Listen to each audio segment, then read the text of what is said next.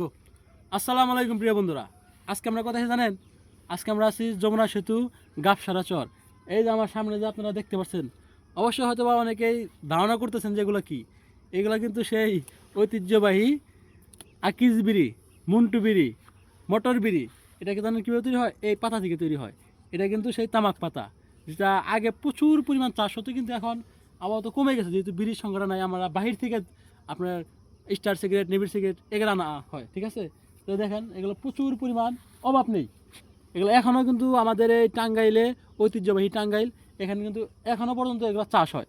আর এদিকে দেখেন, এদিকে দেখেন, এটি হলো মেডিকেল তোলা। হ্যাঁ, এই দেখেন প্রাকৃতিকভাবে তৈরি হয়।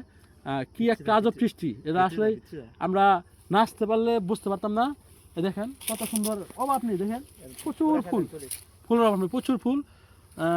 এগুলো হলো মেডিকেলের জন্য তৈরি হয়। হ্যাঁ, তো সবাইকে অসংখ্য ধন্যবাদ ভিডিওটি দেখার জন্য।